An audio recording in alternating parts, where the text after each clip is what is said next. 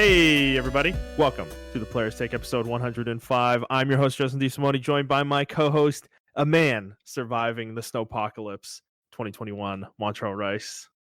Hey, what's up, everybody? How are you doing, man? You surviving out here in Texas? Yes. So our power went out at 8:30, and it came back on around 10:30, 10 or 11 o'clock. I was asleep. Okay. Because I took a nap or whatever.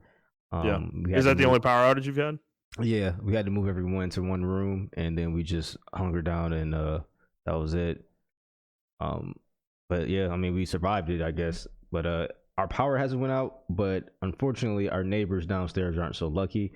A pipe burst in between us, and it was like raining down on her stuff.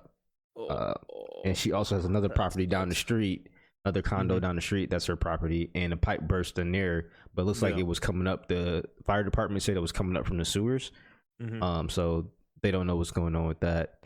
But yeah, I'm not going to go any political rants or anything like that. But ERCOT needs to get their shit together, and our governor needs to get his shit together as well, because he's blaming new green energy for this when it's not the case.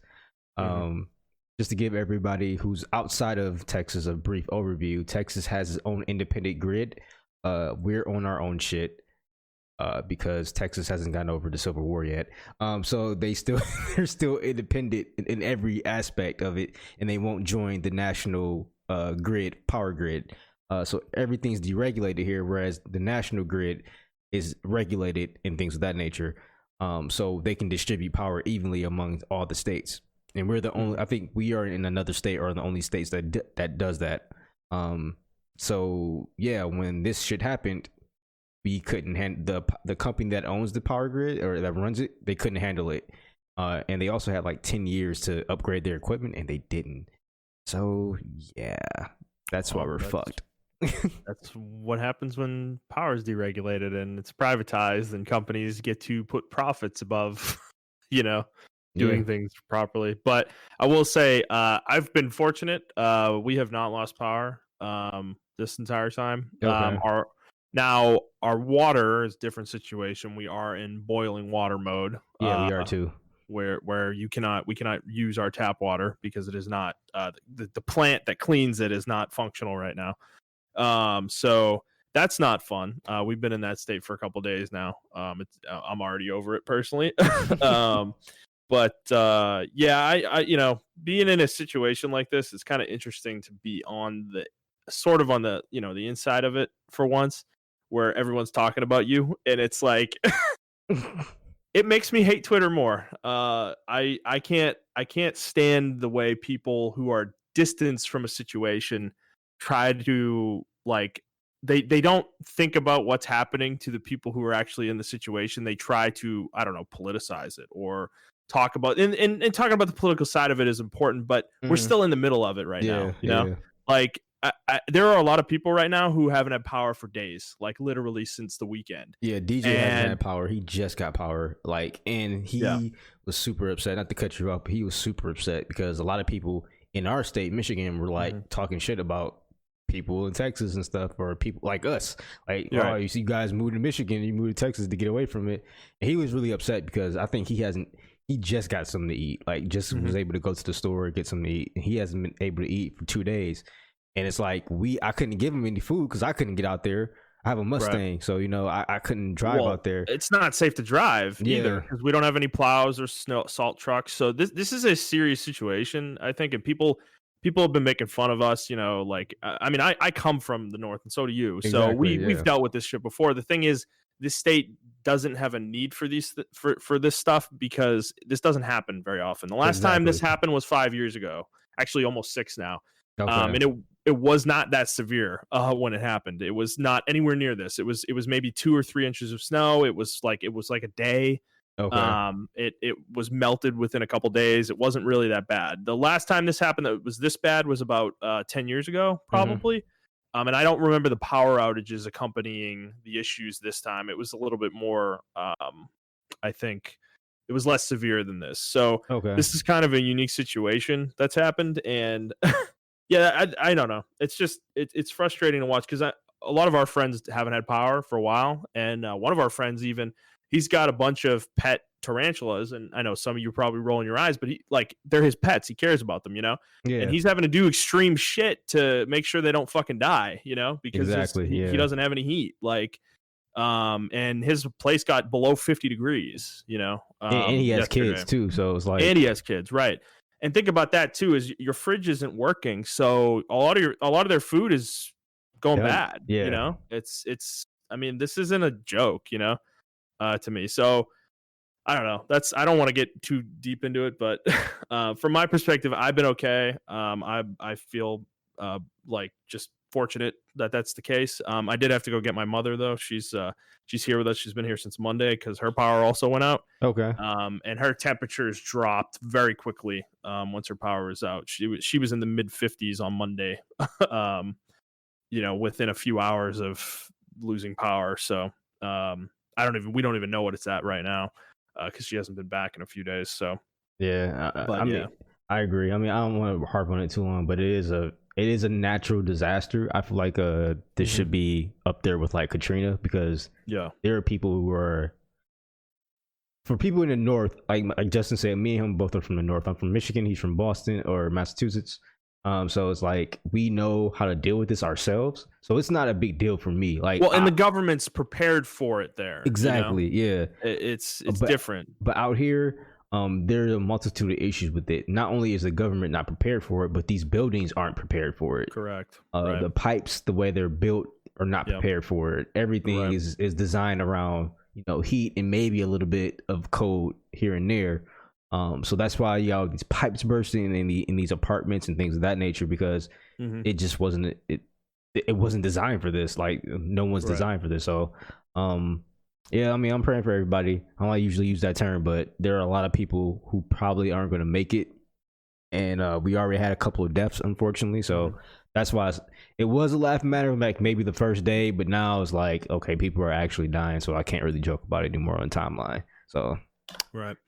I mean, there is some, by the time you hear this, it may be getting close to over at that point, because by Friday, which is when we post, the temperature's supposed to rise above 40 degrees during the day, and the sun will be out. So that will more than likely cause the snow to melt, which will then allow, the freezing issues that are happening at power stations and other things to hopefully dissipate, and we'll actually be able to function again in a somewhat and start recovering. The other issue, though, I saw you bring this up, and this is a good point, is flooding, because this snow is going to melt like that. It's going to be quick. And we are going to have water everywhere. So that is something to keep in mind as well for folks in Texas. Because we're going to be back in the 60s next week. Yes, as early as next and that's week. That's the next thing I'm scared of, is the flooding. I mean, I'm on the top floor, but all these pipes that are frozen right now, like all that water is going to just start rushing through, and it's going to get kind of bad for some places. Right. So, I will say for me though, it was nice to see some snow. Yeah, I like snow. I do enjoy snow, and it is that light, fluffy snow. It is still out there, and it's still light and fluffy. It hasn't even hardened the way it would up north a lot of the time. So it's nice to see. I've got some good pictures of it and everything, and like I said, I've been fortunate enough that I haven't really had to deal with too much of the issues. So yeah, we've been fortunate enough too. So I mean, I've personally been enjoying it, like the snow days. Same, right? But I know this is way past. This needs to go. So yeah, no, I mean, I want it to go so everyone can just be safe again, back to normal. So okay. This isn't a weather show. This is a video game podcast, everybody. So let's get into it. So for those of you who haven't listened before, this is our weekly show where we talk about video games, video game news, and other topics pertaining to video games. We post at 6 a.m. Central Time on Fridays on Apple Podcasts, Google Podcasts, Spotify, Stitcher, and your favorite podcast app of choice. And like always, please send us questions for any topics that you want us to discuss on the show, or any questions you have for us personally. Even you can send those, or things we discussed in a prior week that you want to follow up on. Send them to theplayerstake01@gmail.com, or you can send them to us on Twitter at theplayerstake as well, and we will read them on the show. All right, let's get into it. Let's start like we always do, with what we've been playing. Montrell, what have you been playing while you've been cooped up at home? So since we left, I actually went out of town. So I was gone for the weekend, so I didn't play too much. Okay. But I did play a little bit. Damn, you got back just in time then, huh? Yeah, I did actually. I actually got back Sunday, and it was during the middle of the first storm. So okay. So I hadn't really accumulated too much yet, right? Actually, it was like 2 inches on the ground, and I found yeah, that's right. Sunday afternoon, it was already accumulated. Yeah. For some strange reason, it wasn't snowing. So this is the thing is, I'm sorry, it wasn't snowing, and we were at the gate, waiting for the plane to like dock for like 45 minutes. I have no idea why we were waiting for so long, and then it was snowing as we docked, and I was like, why did we wait so long? So by the time I got out of the gate, and I had to carry on, so I didn't have to do anything else.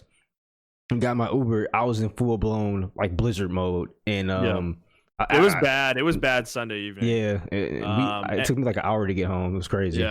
Yeah, because the roads were already covered, and at that point with snow, and if you were driving there was a period of time for about an hour, 2 hours later in the evening that I would consider like blizzard conditions. Like it was windy. The snow was coming down very heavily, and it was probably very dangerous at that point. Yeah, so I mean, all I did was play a little bit of Final Fantasy 12, and then I came back and I was just playing League of Legends with my friends. So I really didn't touch too much this week. I plan on starting some stuff this week, but that's it for me. Gotcha. Well, I finished Persona 5 Royal on Sunday. In the early afternoon. Finally beat it. Man, this game, my final clock, I think was 135 hours or so, somewhere around there. That's fucking insane. Yeah, I mean, this game is insanely dense. We talked about it before.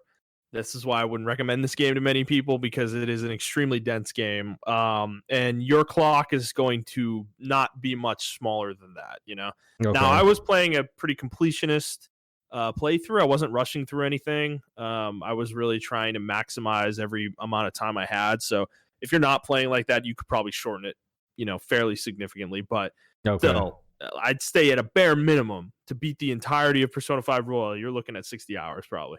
Okay, that's not bad. So yeah, I mean, the game is extremely good. I did enjoy the ending a lot. I will say the Royal storyline is it's very funny because it is detached from the main game story in a way that it kind of has to be. But it feels like, when those animes, when animes that have like one season do like this like follow up, story, or like a mini season of like a few episodes, and it's completely random and has nothing to do with the original story or anything like that. It's just this like made up nonsense. That's kind of what this is. It is well integrated into Persona 5 though, like the game, just even the regular story.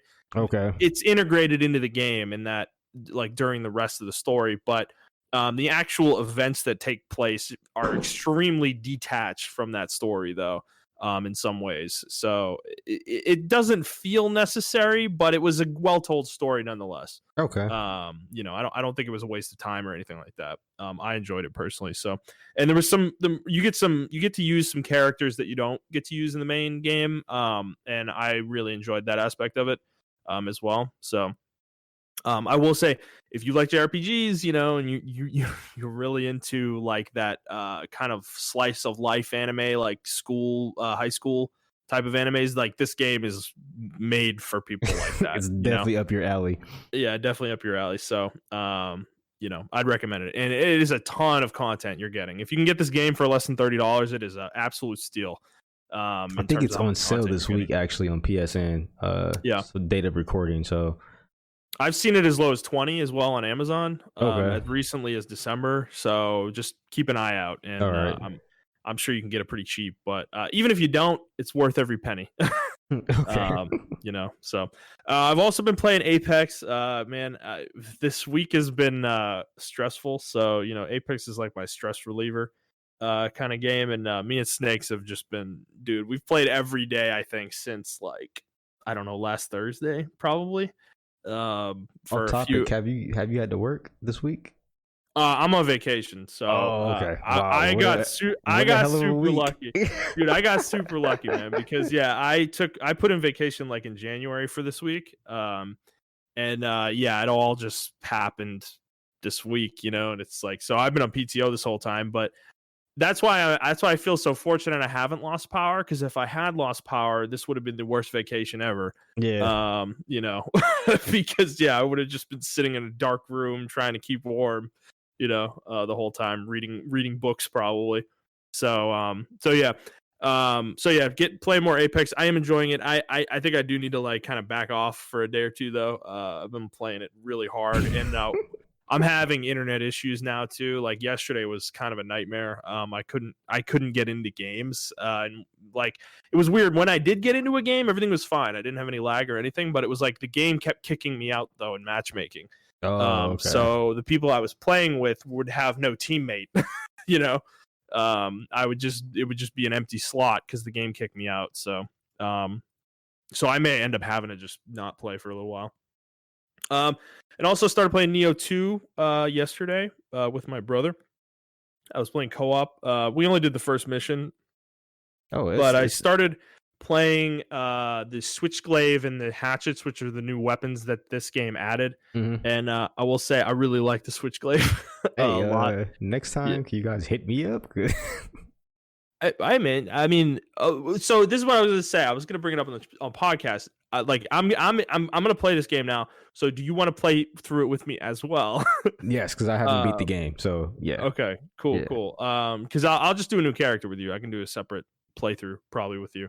I mean, I can do one with your brother if your brother doesn't mind. It's 3 play. We can team with 3 people on one mission. That's true. Well, we're probably playing tonight. Okay.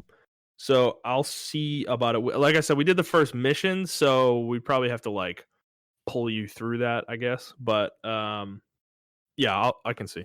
So yeah, enjoy. I like playing it again. Made me realize, like, man, this game is so fucking good. It's just like it just feels so good to play. It's just got great gameplay.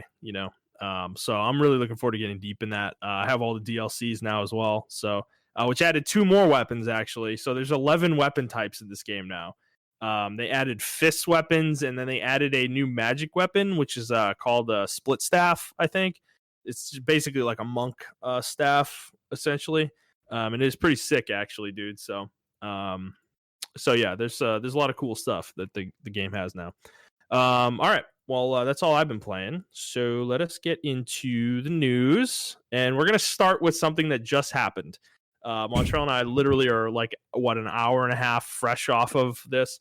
Nintendo announced yesterday and had today a Nintendo Direct, which was 50 minutes, and we're gonna go through it. But man, just off the top, this was a really bad Nintendo Direct.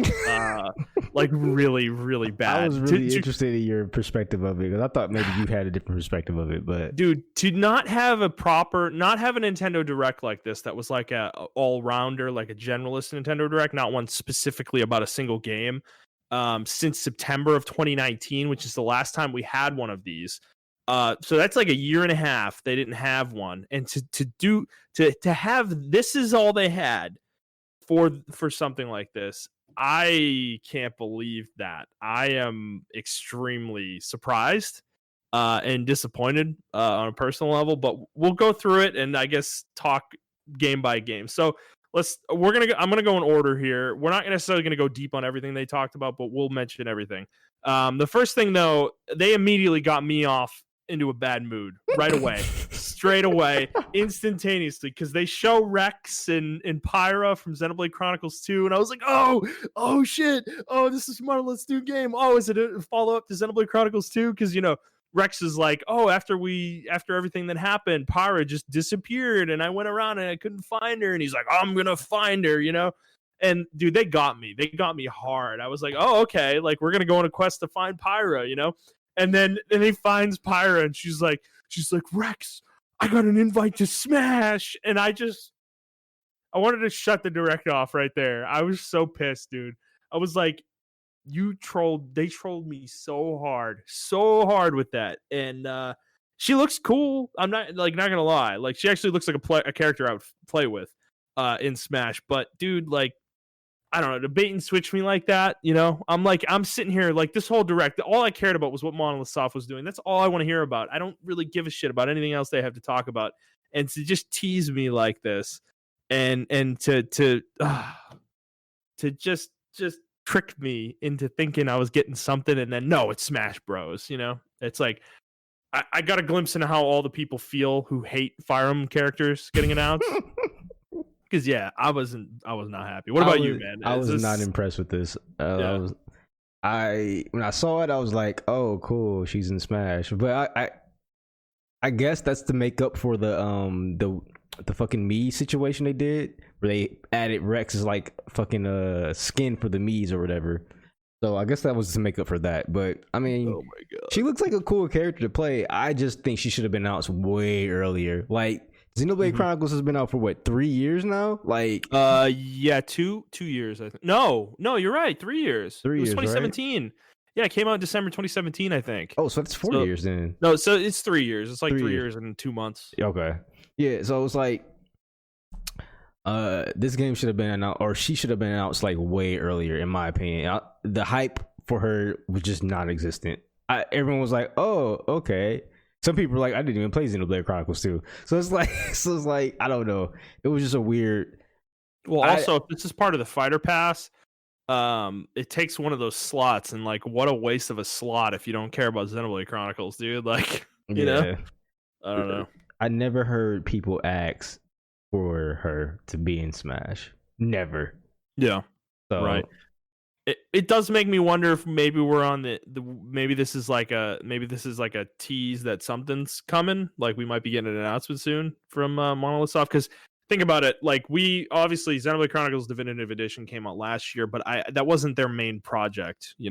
They've been working on another game since Xenoblade Chronicles 2 came out, and presumably maybe since the DLC's finished, which that would have been 3 years ago or 2.5 years ago. Yeah. So they've been working on something, and we don't know what it is. They have multiple projects going on too. So I'm expecting an announcement sometime this year for something that they're working on. But because usually they announce their games a year and a half before they come out. So if we get something now, like, it'll come out in 2022 probably, and that would be like 5 years after Xenoblade Chronicles 2. So that's enough time for them to make whatever their next game is, I would think. But who knows? I don't know. Did they personally remaster? Yes. Okay, so they didn't go outsource that. Okay. No, that was one of their projects. Okay. Which is why it was so good. Okay. So it's so, I don't know, man. I'm like, I was annoyed by this personally, but happy for everybody who gets to play as Mithra, Pyra, and Smash. I mean, also, the character looked really overpowered to me.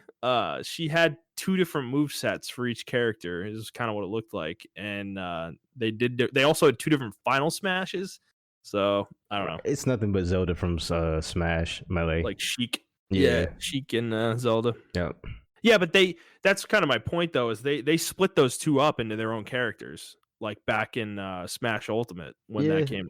Or even before that, Smash 2014, I think. Yeah, they did. They split so up. I kind of thought they would get away from characters like this, but guess not. Nope.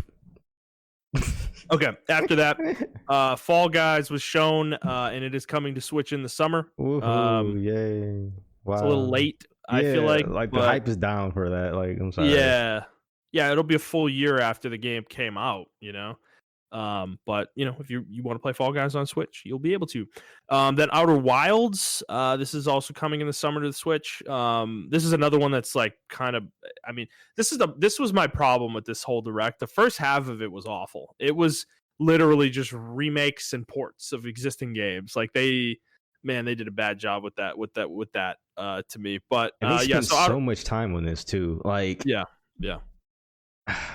I'll get more into that. They just spent a lot of time on shit that people didn't care about. But continue. So yeah, that's coming in summer. That is an old game too. That's at least 2 years old. Yep. I think. About 2000. It came out in May 28th of 2019. Yeah, there you go. So it is 2 years. And then they showed these two Famicom Detective Club games. They look like some sort of visual novel games. They're both coming on May 14th. You know, Woohoo! You can will probably get them be on Steam already. right. More than likely, I assume they're already there. Samurai Warriors 5. This is like a Dynasty Warriors game. It's coming to Switch this summer.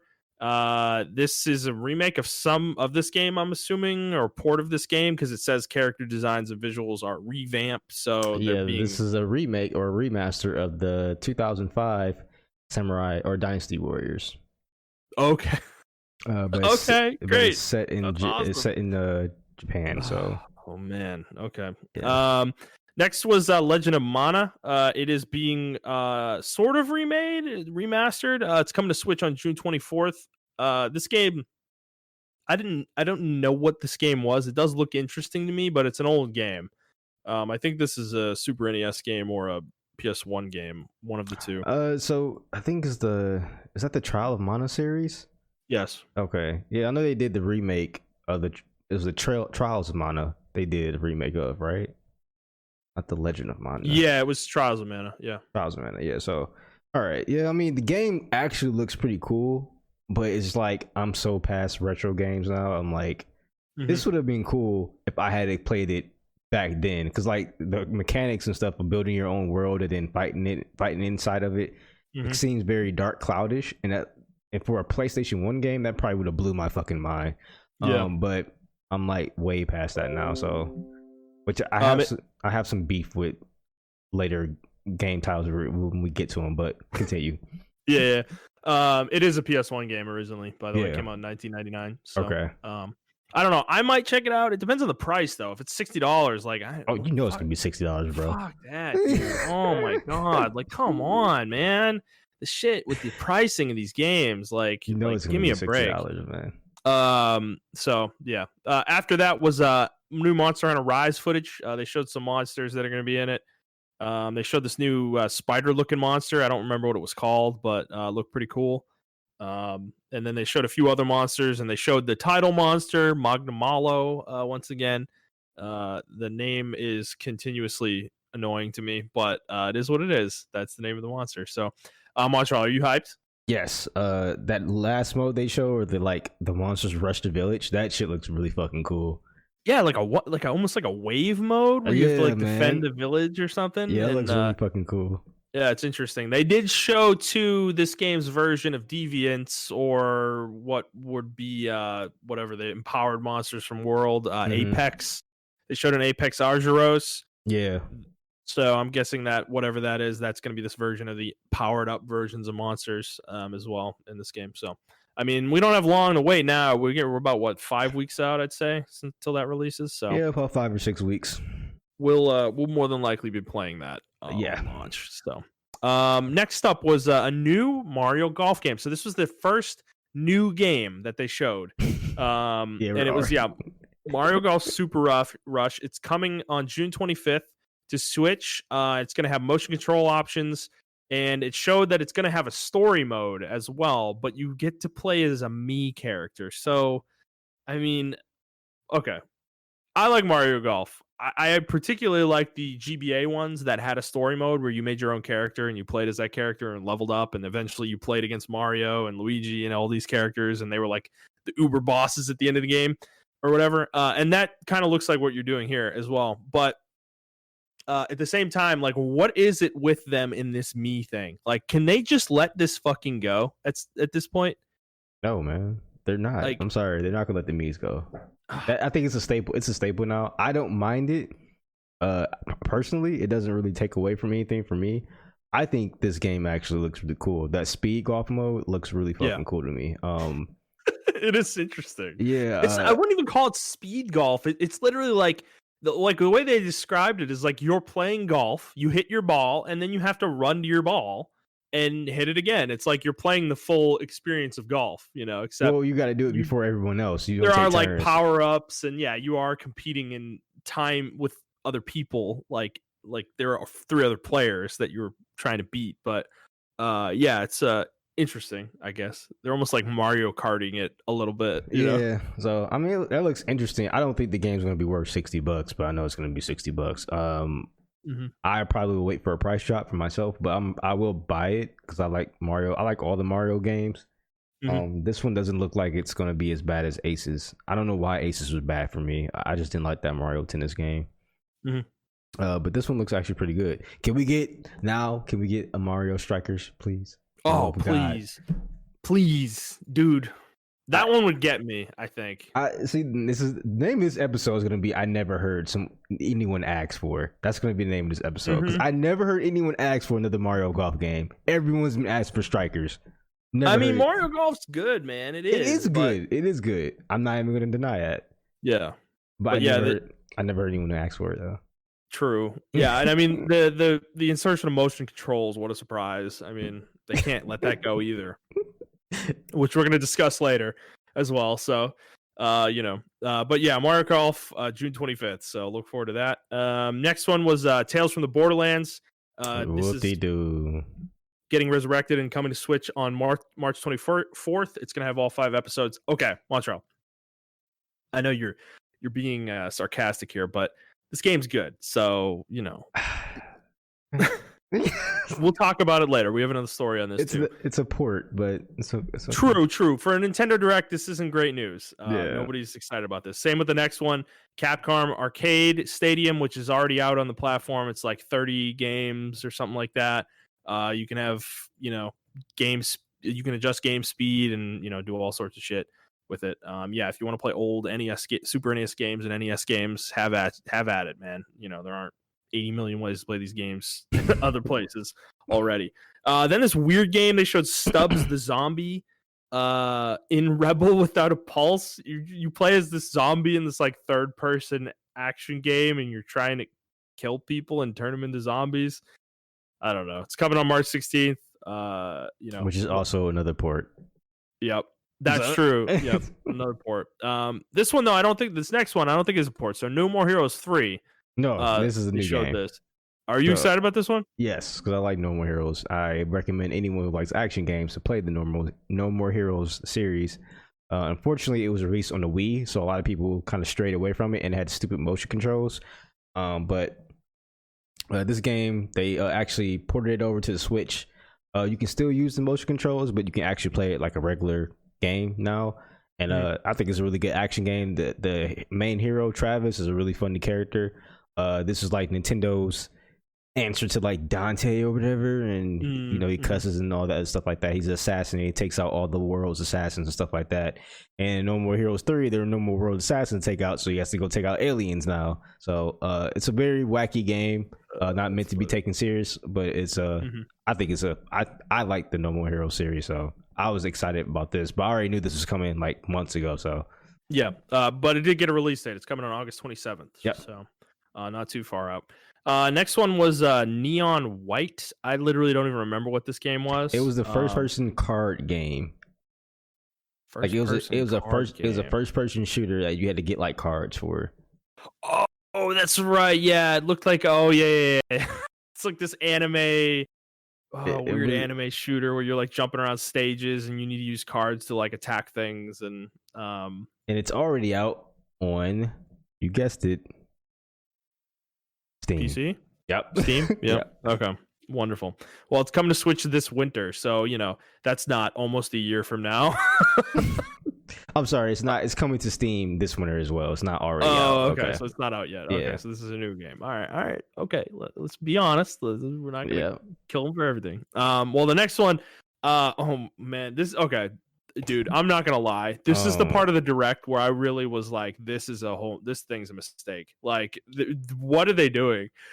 So they showed this game called DC Superhero Girls Teen Power, and it's coming on June 4th. What are they doing?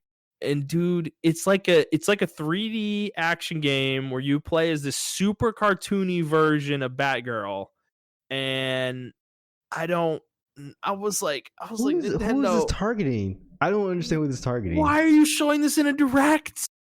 I was like, why are they showing this in a Direct? This is like a kid's game, Like, I don't know, man. Yeah, this was a bad one to me. This was like I said, this was the point. This is the point. This was about halfway through the direct, or getting close to halfway, and I was like, man, are they gonna have nothing to show us? Like, because that's kind of where we ended up. Yeah. So yeah, I was really irritated by this time. By this point, I was irritated. When I saw the little card game, I was like, oh my god. And I saw the Plants vs Zombies, which is next. Okay, I'm sorry. Yeah, that's fine. I don't care. Yeah, I was really irritated. Because I think that's another. That is a port? Yes. So Plants yeah. vs Zombies: Battle for Neighborville Complete Edition is coming on March 19th. This game's already out. It's been out for a while. So it's another port. And then Metopia, another port. This is a 3DS game coming on May 21st. Never heard anyone ask for this. Never. Me either. It actually doesn't look like a bad game. No, it doesn't. It doesn't. It's just like the thing about it is though. It's like I was saying, like the me thing. Like, I don't think a lot of people are really looking for this content, in their games at this point. So, yeah, and this was past halfway of the direct at this point, and this is the moment where I was like, "Wow, we ain't getting shit. They got nothing. Like, they got nothing. This is the best they have. Metopia, really? Like, So then they showed some Animal Crossing stuff. Some new items are coming on February 25th. They're doing integration with Mario. You can get some Mario costumes and I looked at the Animal Crossing community, and I never heard anyone ask in the Animal Crossing community, let me get some Mario stuff to buy. You know what they want? They want more shops and boutiques and all the stuff they had in the Animal Crossing that was on the 3DS. Mm-hmm. That's what they want. They didn't get that. So, right. Yeah. Okay, and then the next game. This was specifically for me. Yeah, Nintendo did this. Like this is the only reason. This direct is remotely passable for me. Is the next game is a Square Enix game called Project Triangle Strategy, and they called that the working title. But they did that with Octopath Traveler too, and that just ended up being the game's name. So we'll see what happens here. But so this is a tactical strategy RPG. It fucking looks sick. Not gonna lie, dude. This like it looks like they are like actually trying to evolve the genre in some ways too. Taking a lot of the big pieces of what the genre is known for and really like changing it up. Like this genre is really known for being able to make choices in these games, and that like changing the game where you literally go on a completely different path depending on the choices you make. Okay. And it looks like they're playing with that here, where you'll be able to make choices, and there will be some kind of morality system in the game that, depending on where you are in that spectrum, the game's going to change based on the choices you make. So, yeah, I did a second look at the game, and it does look good. I'm just tired of the 8-bit style, but I guess I can get past that. The battle system is really good. It doesn't look as bad as Octopath Traveler, which is really good. This is more of a 16-bit. Oh, this fits this style of game so much more than Octopath, dude, in my opinion. These battlefields look fucking gorgeous to me, man. Yeah, like, they do. I'm not gonna lie, they do. This is more of a 16-bit. Whereas Octopath Traveler was like a legit 8-bit style, or whatever they called it, 2.5. I don't know, HD, whatever the fuck. Yeah, it was 2D HD or something like that. Yeah, some stupid shit. But this one looks actually legitimately good. It reminded me of like the Saiga and the old other tactical RPG games. So I might give this a try. I'm buying this. Yeah, I was hard on it on Twitter, but I looked at it again, and I talked to one of my other friends, and he was like, "Yeah, this game looks fucking sick." And I'm like, "Yeah, you know what? It actually does look really good." I wanted the tactical RPG, so I'll give it a shot. Well, so there's a demo on the eShop as well. I think it's already up. I'm probably going to be downloading this tonight and playing it over the weekend because I just want to know, like, is it good? Because the other part is it's not coming until 2022. That was part of the announcement. So it's like this game's actually really far out still, which sucks. I was so disappointed. But like it already looks really good though, so that is a good sign that they're really taking their time to make sure that this is right. They do this right, and they're gonna be doing a survey on the demo too for getting feedback. So that is Project Triangle Strategy. Check that out if you are interested in like Tactics Ogre, Final Fantasy Tactics, shit like that. Fire Emblem, even. Montreal, Fire Emblem. That's the one. That's your strategy game. That's not 16-bit or 8-bit. Like that's your game. That's not sprite based. It's full 3D, baby. Yeah, I know. So, I just want more of that from different people, though. right. Yeah.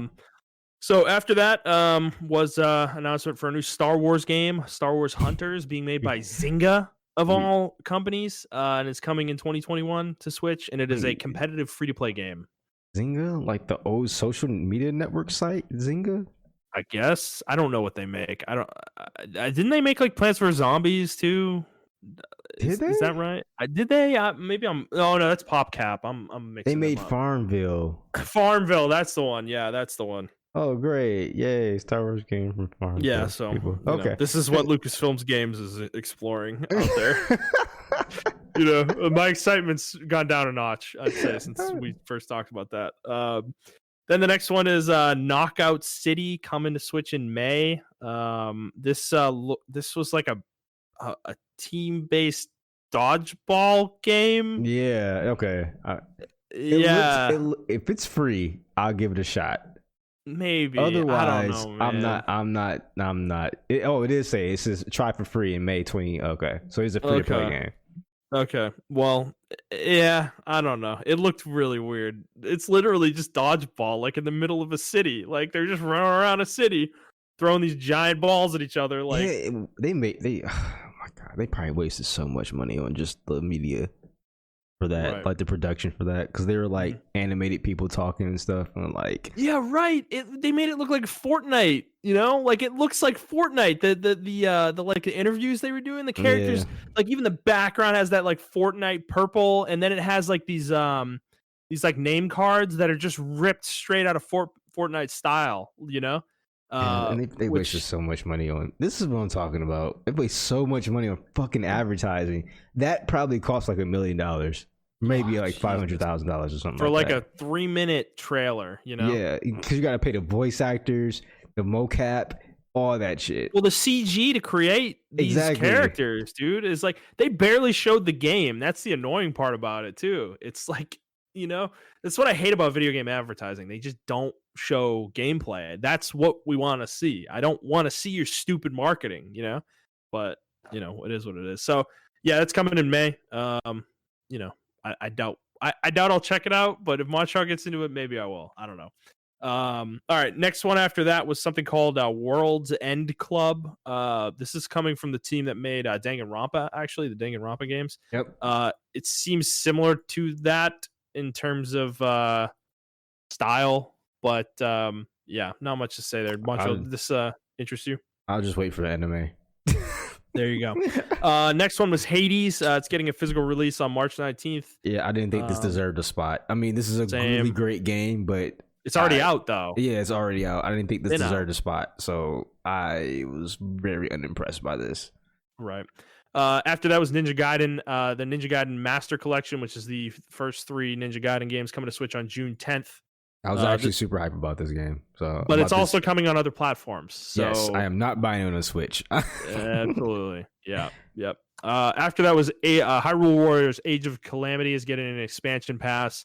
It's going to have 2 waves of DLC. Whoopee. I actually played a demo for this game, and I actually like this way better than the actual Breath of the Wild.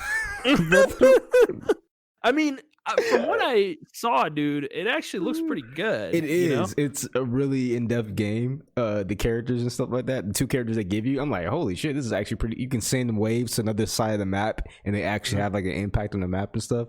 So I mean, it's actually a good game, and I prefer this game over the Breath of the Wild like actual game. And I know that's a super hot take. People are gonna kill me because I was like, I did not like Breath of the Wild. So do you think I would like this game? At a discount, yes. Okay. I wouldn't buy it $20. Yeah, I wouldn't buy it at $40 even. Okay. Yeah. I may check it out. I've never played a Warriors game. I've always wanted to. This is the one though that really like piqued my interest because it's such an interesting concept, right? Playing as Link and Zelda, in the past of Breath of the Wild when they were actually fighting Ganon. Like that's a really cool concept. It actually adds a lot of, even a demo adds a lot of context to the world, and it makes the Breath of the Wild world seem a lot more interesting. Yeah. So I think after I play this, I am going to play Breath of the Wild with a lot more context, and that will probably keep me interested in playing the game, if that makes any sense. Yeah, because Breath of the Wild, that's the thing about that game is that it is almost like post-apocalyptic in what it is. It's like a kind of a dead world that you're Yeah. trying to save, you know. Yep. There's still some semblance of a society, but it's mostly like scattered, you know. Yep. There's Exactly. no like central government or anything like that anymore. So, yeah. So yeah, that one does look interesting, but there will be DLC for it. So if you want more of it, you will get it. Then they showed Bravely Default 2 again. It's coming on February 22nd, so it'll be out next week. This was weird to me. They Yeah. just skipped over this. Like, did it seem like that to you?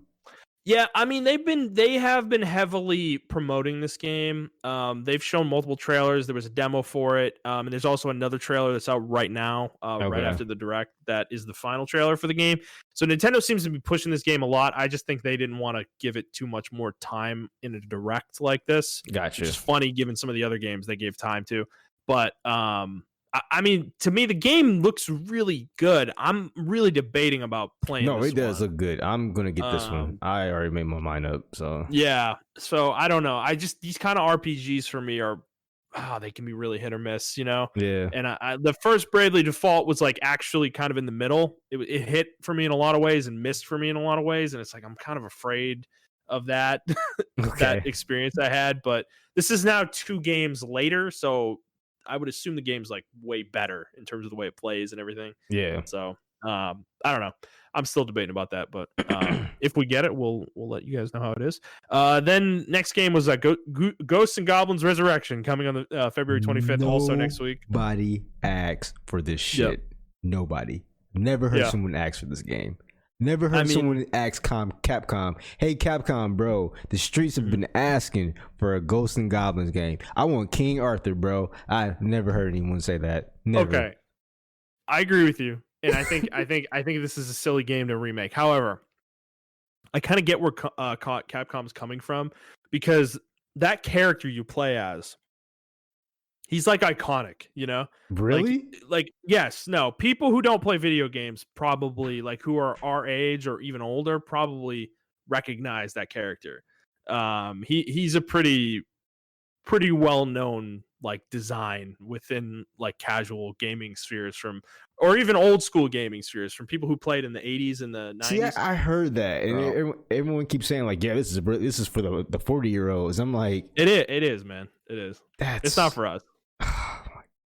We just want Power Stone. yeah. So, whatever. Next game was Saga Frontier Remastered coming on April 15th. This game, I think that they announced this last year, didn't they? Square. I think so. I haven't really been hearing people ask for this game. Because it's such an obscure RPG. Mm-hmm. I do remember when it came out, like way back when, because it looked. I remember the cover kind of looks like a Final Fantasy cover. Yeah. But I never really heard it. Hopefully, we can get like a new game in a series, like an actual updated game with updated graphics and stuff like that. If this sells well, but I don't think it's going to sell that well. Yep. And then after that, they finally Apex Legends is coming to Switch on March 9th. Gonna be honest, it looked like shit. Okay, I was just about to say that. Oh, it looked horrible, dude. Don't play this game on Nintendo Switch. Please, for the love of God, don't play this game on Nintendo Switch. This game looks so bad. I'm like, this looks bad as like. Yeah, because this is actually a really good looking game. Like it has really nice graphics, like graphical fidelity, in my opinion. And yeah, it looked fuzzy as shit on the Switch. There was texture pop in that trailer. It just looks so even bad. The animations dude. were like kind of off, if that makes any sense. Like they were just it did not look good at all. Yeah, big yikes for me. So yeah, but coming on March 9th, you know, if you want to play it there, go ahead and play it there. Drum roll. And then we got a couple more. Oh man. All right, Montreal. This is the part where it was official that this was a horrible direct.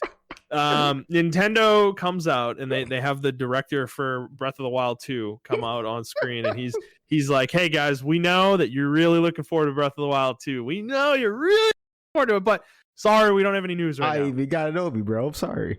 Yeah, we don't have any news right now. So you know, we will have news later this year though. Look forward to that. He did the Square Enix thing, you know. Be excited. Please be excited. And then he announced fucking Legend of Zelda Skyward Sword HT, and I bust out laughing during this whole section. I couldn't stop laughing. I was like, Nintendo, why did you think this was a good idea? This was the game that you're gonna try to end with, and it wasn't actually the end, but it was. Oh my god, man! Skyward Sword is one of the most hated Zelda games to ever come out. I know there's a lot of division about Breath of the Wild, but dude, Skyward Sword No, you're right. is the most reviled Zelda probably to exist. No, I honestly haven't even played it, so I don't even know if it's justified. I was watching the game, right? So I'm like, this is cool because now I can play it without. The whole reason why this game was hated when it came out is because you had to buy the Wiimote Plus, and that shit was $40. I remember that shit, and I was like, I'm not spending. And this game, I think at the time was like $50. So you're spending so you're spending $90 just to play this game, and that Wiimote Plus shit only worked for this and the Zelda Crossbow game. That's all you needed it for. That and and then they did Wii Sports Resort. That was the other game. That's true. Okay, that came out alongside of it. But yeah, it was very few games. And I couldn't justify that purchase, and I skipped it. And I was just like, dude, it was classic Nintendo. This is classic Nintendo. This is their strategy. They make a game and then they make a fucking peripheral just for that game. But it's a Zelda game though. So you need it, right? Yeah. You want to play that, you want to play Zelda, right? I skipped it. It's a $90 Zelda game. Here you go. Enjoy, So it's like that's classic Nintendo, man. So I skipped it as well. I didn't play it either. So and then I looked at it and I was like, oh, when they were showing the gameplay and stuff like that, and then he said you can play it with the controller, just like a regular controller, the face buttons. I was like, cool. This game actually looks doable. Like, it might be fun. Yeah. It's just this game, like you said, is the most hated game because of that. I think it was because of the price point. For me, a lot of people skipped it because we were poor at the time, and we were just like, bro, I'm still in high school and not paying $90 for this shit. Right. And on top of that, it didn't really look too interesting, like the controls and everything like that. I mean, it looked like it was like the beginning of the Breath of the Wild stuff too. They even talked about it in the direct. Yeah, this game was structured differently. Even though it still used that old Zelda formula, it had like a different feel to it. From what I understand. So there's a lot of reasons people didn't like this game. I actually want to play this though because I think this is a Zelda game I missed, and it is that old style still. It has like the dungeon set up and all that stuff. So just for that reason alone, I really do kind of want to play it. I am going to play it. I'm going to play it with you because I agree with you. What I think they should have done to negate this, what we're doing right now, this, they should have had Wind Waker and Twilight Princess be alongside of it. And it should have been like a 3-part thing. Like, isn't it the 35th anniversary of Zelda? Yes, and there's more. There's more, in my opinion. I think not only should they have done that, what you just said, but I also think, because they need to port those eventually. Those games are stranded on the fucking Wii U, where they sold like 13 million units of those. Not very many people have access to that game, those games. So to me, they need to port those at some point, which I'm sure they will. But I think alongside this, the fact that, like I said, we've gone a year and a half since we've had a proper Nintendo Direct, and they couldn't even muster like a trailer, like even just a short trailer, 30 seconds or 45 seconds, just to show us some environments that they're working on or something like that.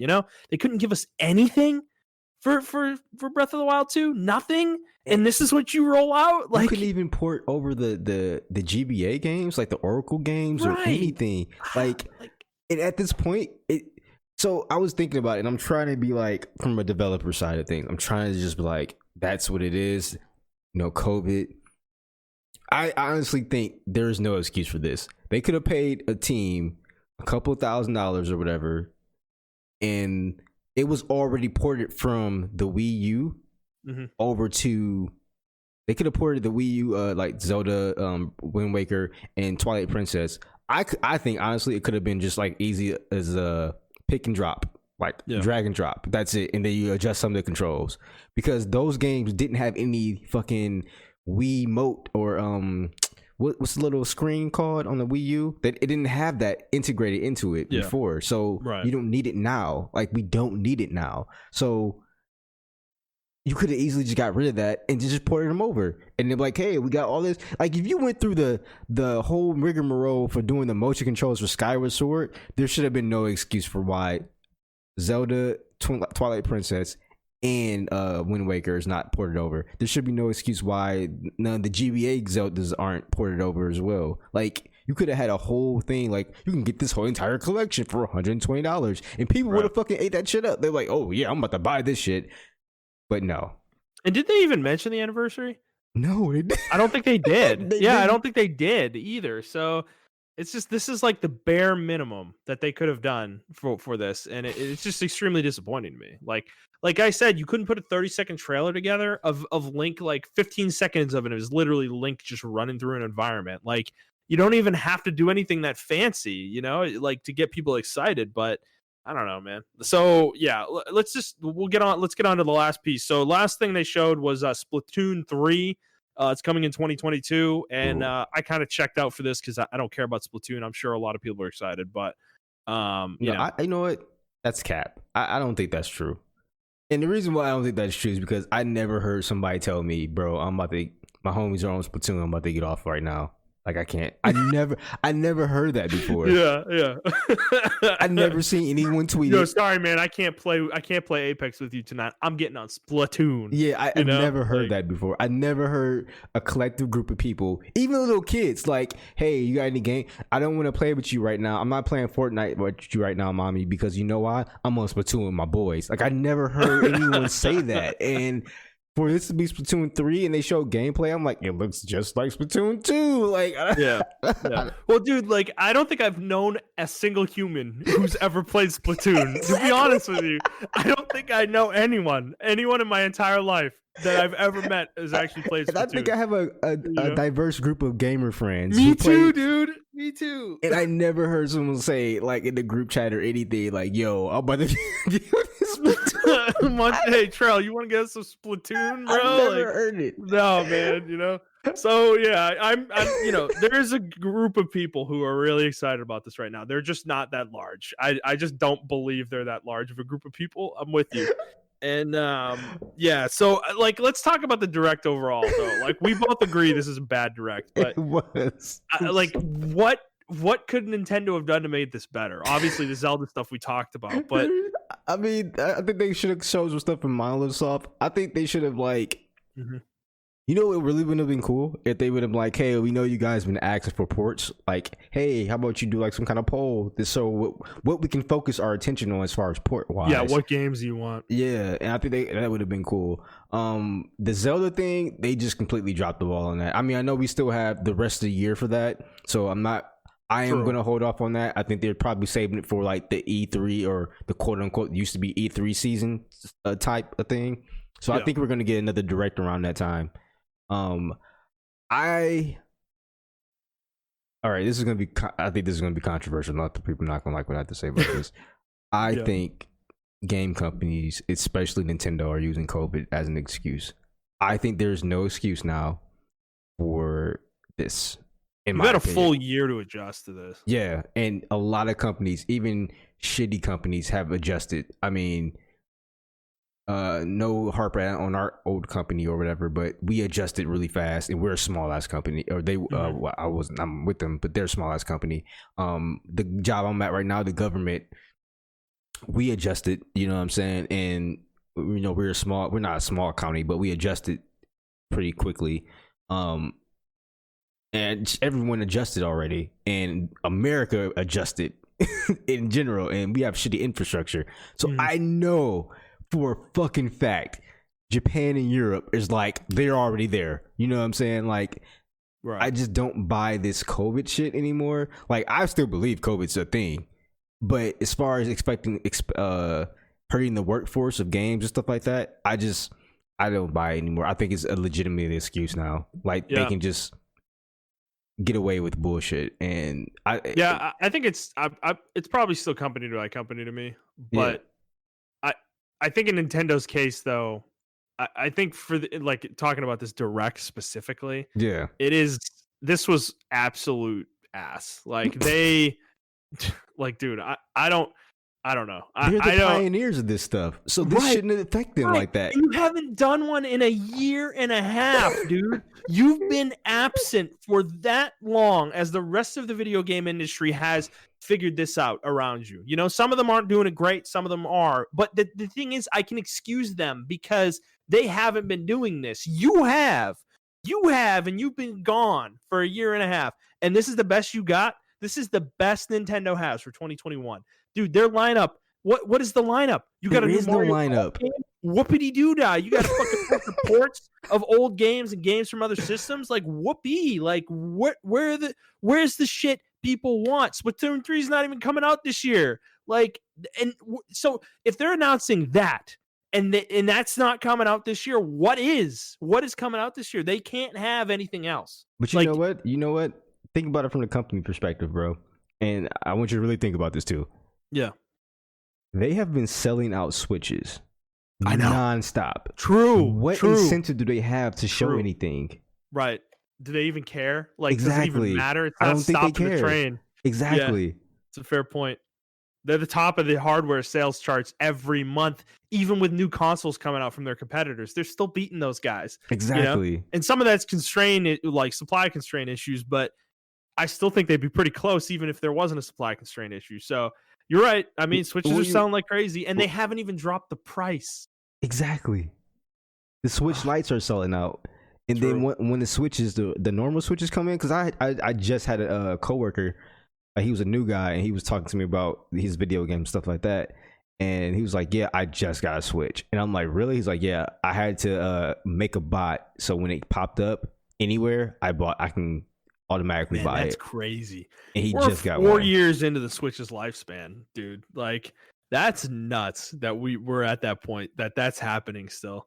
But dude, I mean, it's just, I don't know, for me as somebody who used to be a Nintendo hardcore and is still into Nintendo, but the fact that we didn't get a Zelda Breath of the Wild 2, anything shown for that. We got nothing from Intelligent Systems, like no Fire Emblem announcements. We didn't get anything from Monolith Soft. You know, we got nothing from Metroid, right? Like nothing for any of these. These are huge things that have been absent for a while.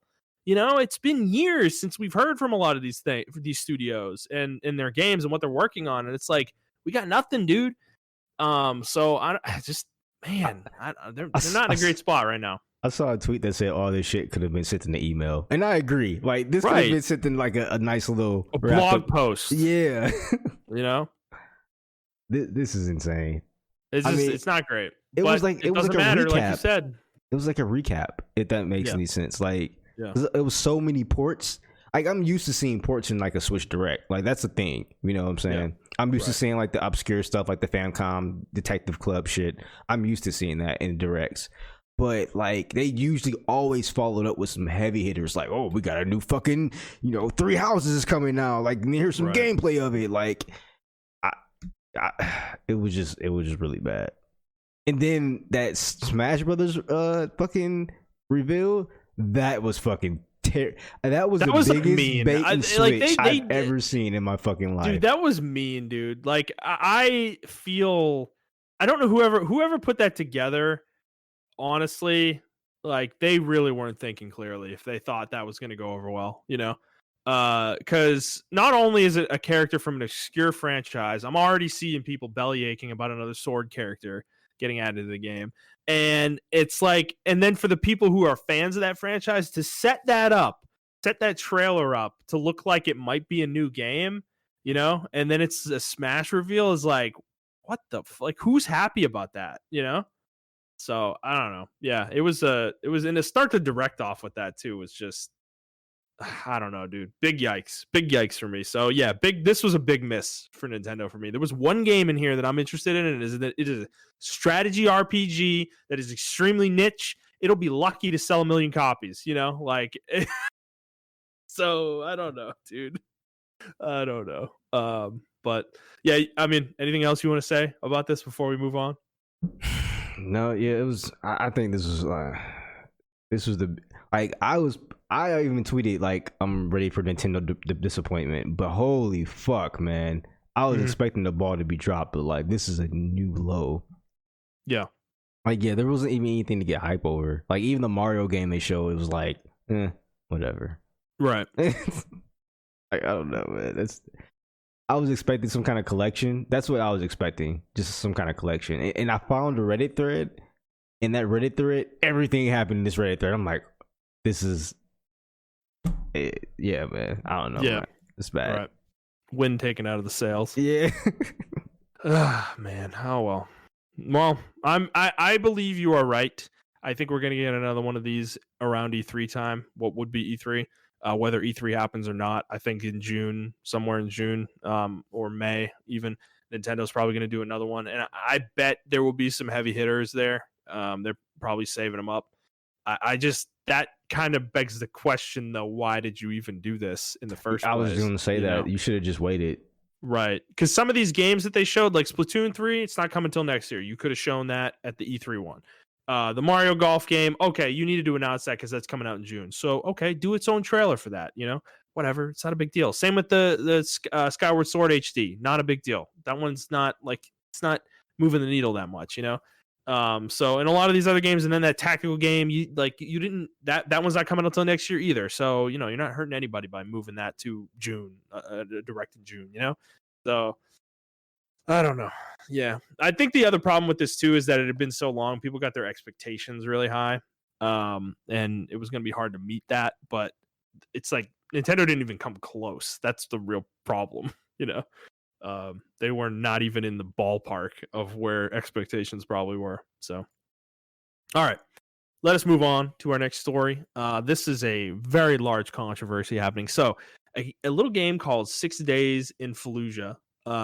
This was a game that was supposed to come out in 2009. It was supposed to come out during the PS3, Xbox 360 generation, and it was canceled when it was finished. Actually, the game was done. It was a finished game. It was going to be released, and then they canceled it because it was a game laden with controversy at the time. It was a game about a battle in the Iraq War, but the Iraq War was still ongoing at that point in time. And I mean, borderline still is now, but at that point though, it was fresh still. It was still a thing being talked about in the news.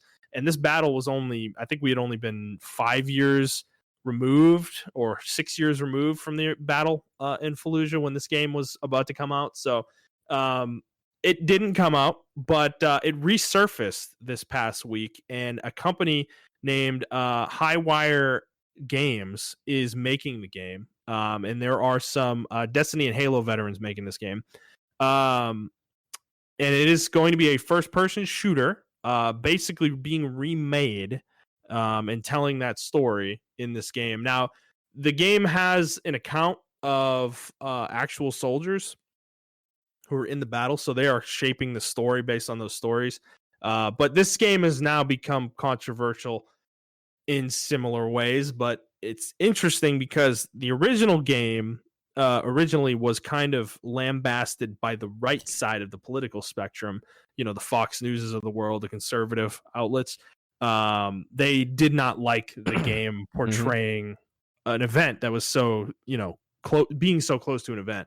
Now, this game now is being lambasted by the left side of the political spectrum because it's like, glorifying war and all that. And then, of course, the director of the game did an interview last week, and he said that the game is not political, which was literally the dumbest thing he could have said probably about the game. And now this game is getting destroyed once again. So, Montreal, where are you at with this? Should this game come out? How do you feel about the whole situation, I guess? Yeah, I think the game should come out. I feel like after Modern Warfare, I think we need to see I wouldn't sound super lefty. I think we need to see the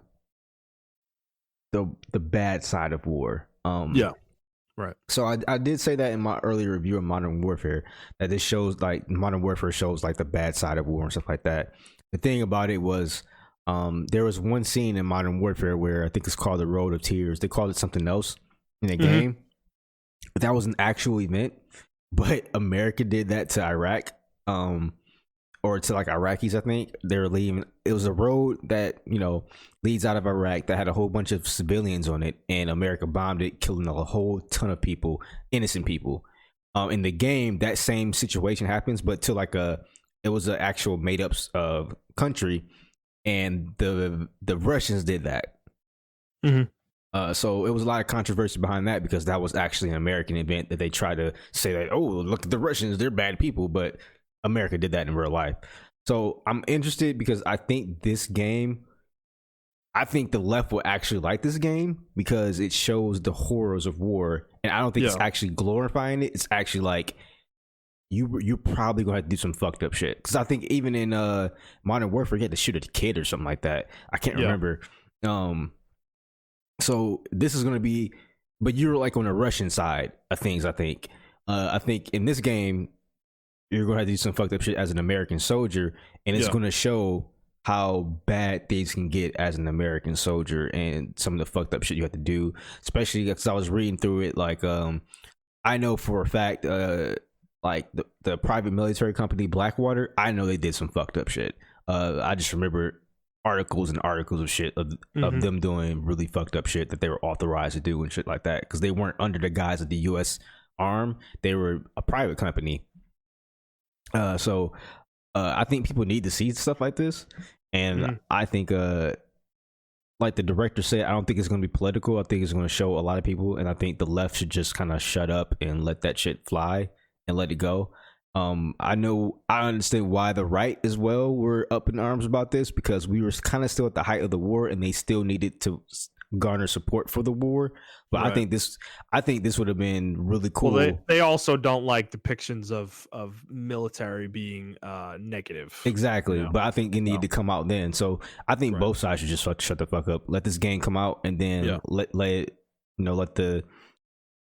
let the pieces lie where they may, because one thing I think history shows is the point of history and learning history is not to repeat it, and we need to learn the spoil or the horrors of war.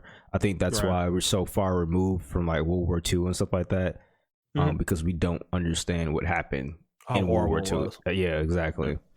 Yeah, I largely agree with you. I think this game, I want this game to come out for sure. I think we need more games like this that actually depict real events in a real way. I am skeptical that this game is going to go like all the way with it. We'll see when it comes out, I guess. I probably am going to play it because I'm significantly interested in it, just to kind of see what it looks like and what the game ends up being, what the story they try to tell is. I do think from the political angle with the left, the way they're acting right now, I think they're kind of hypocritical with stuff like this, because they get mad at games like this that are trying to tell a like real story, but then at the same time they also get mad at games for depicting war in a glorified way. So which do you want? Yeah, which do you want? Or do you not want them at all? Because to me that's even worse. So it's a, I don't know. I think the conversation around it's annoying. It is a slippery slope. It is a conversation that is annoying. I feel like there's one that needs to be had. Like a lot of conversations need to be had, but both sides are so, which is ironic because both sides accuse each one of being snowflakes when both sides are snowflakes themselves. When there's people in the middle like us who are like, we kind of need to have these conversations to solve anything. So I really want this game to come out. I thought Call of Duty Modern Warfare was kind of a step in the right direction. I didn't like how they switched events around and put it on the Russians, but there was still hard stuff in there that I was like, yikes. Like, and that's why I was kind of getting mad at the media outlets for that, because they were too focused on, well, Americans and the Russians, this is like propaganda, but they weren't focused on like the horrors of war and stuff like that. And a lot of games actually show the horrors of war. Like, a lot of people don't want to fight these wars and shit like that. And there's a game from the PS3 era called Spec Ops The Line. Yeah, which I've not actually played, and it is one of those games on my shame list that I like. I want to play someday for sure. But everything I know about it, though, and I know a significant amount of the story from that game. Actually, I've been spoiled a lot over the years for it, but it is a an interesting depiction of war, even though it's fictitious in nature. The story it tells, though, it is a fairly interesting concept of what it tries to do. So it is trying to go into that, like, that the mental side of war and kind of how it affects people. So that'd be a game worth checking out as well, if you're interested in this kind of stuff. Okay. Let's move on here. Our next story is from GameIndustry.biz. This is a fun one. As Nintendo has been accused of not caring about Joy-Con drift, Sony is now the target of a lawsuit that is saying there is drift in the DualSense controller. That, quote, there's a drift defect that compromises the DualSense controller's core functionality. This lawsuit alleges that some people within 10 days of getting the console were already experiencing drift. And I mean, the console's only been out for 3 months. So any drift that anybody's experiencing at this point would be pretty bad, to be honest. But Montrell, have you experienced any drift in your DualSense? No, I have not actually. So this is to get a lawsuit over it. Like, I don't know what people are doing with their controllers. So I don't know. I mean, my PlayStation 5 it's still not my main source of gaming, so that could be a major part of it too. So I've been using it heavily, and I've had no issues. But these kind of things they always tend to be anecdotal. Yeah, I mean, I feel like the drift on the Switch is like everyone experiences that, and one's a lot more real to me. Yeah, because I've experienced it. I think you did as well. And I haven't dropped my Switch or anything, so it's like, and I don't even use my Switch that much. Exactly. So because I sold my Switch, I sold my Switch, and it was starting to kind of have some drift in one of the Joy-Cons at the time. So this new one, I haven't had any issues with so far. So but in terms of PS5, I think they're trying to take advantage of this early. I think the law firm, whoever the law firm is trying to just get in here early because they probably think this is an easy win. I would imagine, but I haven't seen a lot of widespread issues with this. Whereas with the Joy-Con stuff, there's a lot of people online complaining about that, like a lot. It's pretty widespread. So, but if any movement on this happens, or if we start seeing issues of it, we will bring it back up here in the show and let you guys know. All right, our next story, our final primary news story, is NPD numbers for January came out, January 2021. So total video game sales for the month of January 2021 were 4.713 billion versus, or sorry, am I getting that number right? Yeah, no, that's correct. 4.713 billion versus 3.320 billion. That is a 42% change over 2020. And then video game hardware was 319 million versus 131 million. That is a 144% increase. No surprise. New consoles, And then video game content, 4.172 billion versus 3.062 billion. That is a 36% increase year over year. And the video game accessories, 222 million versus 128 million, 73% increase year over year. These numbers are not surprising. I'm going to be interested to see the year over year change when we get to March and April, because that's when the COVID started, and when I think these numbers really started to balloon. It'll be interesting to see the comparisons there for sure. And then top 20 games for the month. Number 1, Call of Duty Black Ops Cold War. Number 2, Assassin's Creed Valhalla, which actually went up a spot. And then number 3 is Marvel Spider-Man Miles Morales.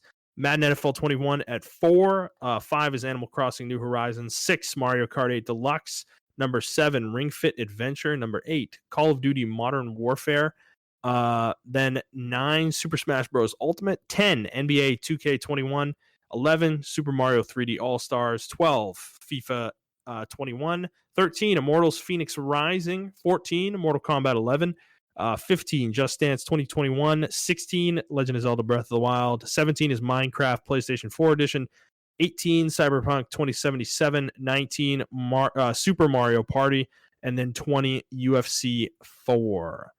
Montreal, how'd that list strike you? Anything jumping out to you there? Not in particular. I think it's actually the Miles Morales thing. It was some controversy behind that. Not much, but seems like a lot of people actually didn't want this game to succeed. Really? Why? I have no idea. Like I just remember reading in the comments and going to like the Reddit for the thing, and people are like, "See, Miles Morales is actually selling and stuff like that." And a lot of Spider-Man fans didn't want wanted the original Spider-Man to outsell Miles Morales Spider-Man. They thought that Miles Morales wouldn't sell for some reason or something like that. So I don't know. That was the weirdest thing out of this whole thing that I thought was really funny, because they did say announcements like how much it sold and everything like that, and people were just like actually bashing the game, which is weird to me. Some interesting ones that jump out to me is that Cyberpunk dropped from 2 to 18. The fact that it's still charted is actually interesting, but the fact that it dropped so far, not a surprise given the controversy surrounding it. I haven't heard anything about. I completely forgot about that game. Yeah, I have a feeling it probably won't even chart this month. More than likely.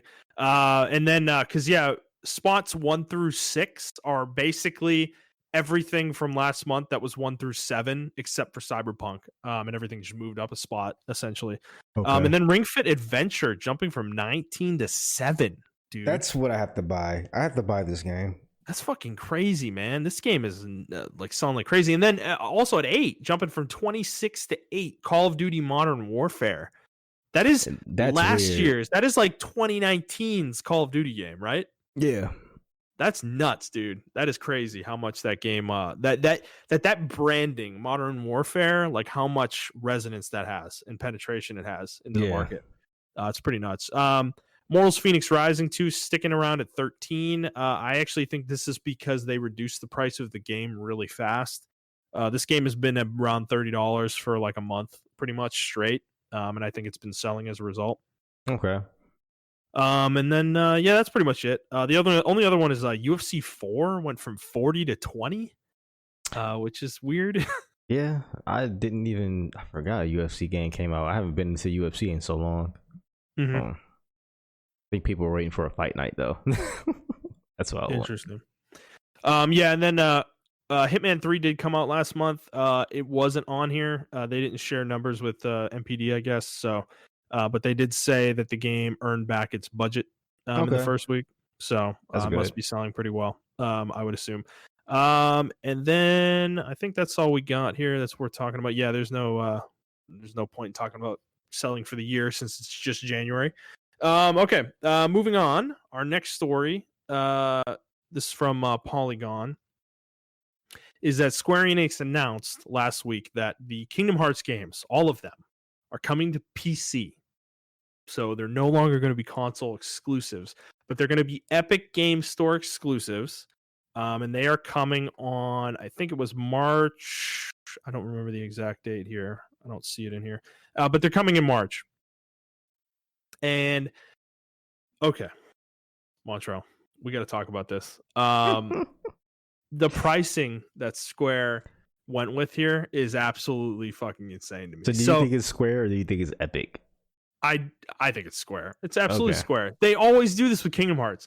This is their cash cow, dude. They take advantage of this every time they can. So they're releasing 4 different games for this franchise. They're splitting everything up into 4 games, right? So you're going to have Kingdom Hearts HD 1.5 and 2.5 remix. That's going to be a $50 game that comes with Kingdom Hearts Final Mix, Chain of Memories, 358 over 2 days, the HD remastered cinematics, Kingdom Hearts 2 Final Mix, Kingdom Hearts Birth by Sleep Final Mix, Kingdom Hearts Recoded with the HD remastered cinematics. So 4 games plus 2 games of cinematics. Then Kingdom Hearts HD 2.8 Final Chapter Prologue is going to be $60, and it's going to come with Dream Drop Distance HD, 1 game, and then Kingdom Hearts 0.2 Birth by Sleep, a Fragmentary Passage, which is a 3-hour game. It's not even a game. It's 3 hours, 3 or 4 hours. It's not much. And then Kingdom Hearts Cross Back Cover, which is a hour and 40-minute movie. It's not very long at all. That is going to be $60. Then you're going to get Kingdom Hearts 3, I believe, with the DLC. is going to be $59.99.99. Or $59.99, sorry. And then Kingdom Hearts Melody of Memory, the new game that came out on Switch, the rhythm game or whatever it is, I don't fucking know, is also going to be $59.99. So you've got 4 games. They're going to cost you a total So of there's 2 $230. games? Yes. Wait, so the Kingdom Hearts 3, what's the hell is the Kingdom Hearts Melody of Memory? Oh, it's the Switch game that came out last year. All right, so that's that like rhythm game. So yeah, you've got 4 separate games to get the whole series for $230. $230. Whereas if you bought this stuff on PlayStation, you can buy the Kingdom Hearts all-in-one package right now, I think, for less than $50. Let me go find it. Yeah, I'm gonna look over it right now. Hold on. We're on Amazon. $30 for Kingdom Hearts all-in-one package, which includes 10 games, I believe, including Kingdom Hearts 3, if I'm not mistaken. Yeah. So Kingdom Hearts, the story so far, which is every game that I mentioned up through the 2.8 final chapter prologue, and Kingdom Hearts 3. It doesn't come with the DLC for Kingdom Hearts 3, but that's the only thing you'd have to buy, and then the new, Melody of Memories game as well. So at most you're looking at $100 probably, all told, for all that. And most of that is like DLC. Most of the price there is DLC and one other game. So you could skip both of those until they're cheaper, and you could get a majority, 10 games for $30 on PS4 right now. So this pricing is absolutely insane to me. Insane. This is crazy. I'm sure they'll sell some copies, but wow, $230. That okay? I can see why you're mad. I didn't know about I forgot about the Memory of Melodies. Mm-hmm. Yeah, and the 2.8 that should have been rolled in with the 2.5. Dude, that's what I'm most annoyed about, is because the dude with 2.8 Kingdom Hearts HD 2.8 final chapter prologue, when it originally came out, which I think was in 2018, was $60. And when that came out, nobody thought it was worth $60. Yeah, I didn't buy it. To think we're 3 years after that and they're splitting this up and making it $60 again on PC is completely insane, dude. I think I said, they've been made their money back for this shit. They had to, bro. Oh, for sure. It's no question about that. But that's the thing. You have another platform that literally has everything in one package. It's literally called Kingdom Hearts all in one package, and it's $30 right now. That's what I don't understand when these console games come to PC. They all do this. I don't know why they do this shit, where they think charging this kind of money for their game is going to sell make them money somehow, where it's going to do the exact opposite, in my opinion. PC gamers were the first ones to get access to also pirating, but the Steam sales and shit like that they're accustomed to. They're used to buying games cheap. They're not going to pay all this money for these fucking games, dude. No one's going to do that. And some people are, obviously, but it's going to be very few. I don't think they're going to sell very many copies of this. They will over time when the prices come down. When you can get all this shit for $60, I bet they'll start selling a lot of copies at that point. But man, yeah, this pricing is nuts to me personally. But yeah, I have to agree with you. Actually, fucking insane. I'm not gonna rag on the Kingdom Hearts, but this is I was actually looking forward to buying this on the PC because I was like, oh, okay, I can just buy the all-in-one for maybe $60 or whatever. That's cool because I wanted to play the mods, but I can just wait a couple years because the mods not gonna come out anyway for a couple years anyway. So I'm just gonna wait. This is ridiculous though. Holy fuck, this is crazy. $230. Yeah, man. Dude, don't they know people Nintendo? Don't they know people already have these games pirated and some kind of actual modded version of the game and all this shit on PC? They're so out of touch. Yeah, dude. No, totally out of touch. Yeah, I don't get it. And then to make it an Epic Store exclusive on top of that, dude. Yeah.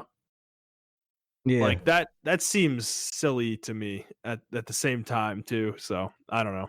we'll see how it does. I don't expect it'll be very well though. Okay, next story. Ratchet and Clank Rift Apart, which is the first like PS5 exclusive that's really going to be like a true exclusive. It's coming on June 11th. This is from the PlayStation blog. They announced this last week as well. Montreal, this game, we haven't seen much of this game since it was first revealed. Are you looking forward to this one, or are you going to skip it? No, I'm looking forward to it. From what I've seen so far, it looks actually really good and looks like it's using the full capability of the PS5. That ripped apart fucking mechanic where you can just go into another world. It's a whole different world. That looks really cool. So I'm actually looking forward to it. Yeah, I don't know if I want to play this either. I've not really ever played any of these games. Yeah, but you're not a big Ratchet and Clank fan, so I understand. I will say the concept of what this game's going for, though, the fast switching between environments, is an interesting thing. I kind of almost want to just see it on a technical level. So, but yeah, June 11th, which is good. I mean, that kind of means to me that we're probably getting Horizon in August or September, I would bet, or it might even be later. It could be as late as November. That'll be their fall game though, for sure. Do they have a Ratchet and Clank collection?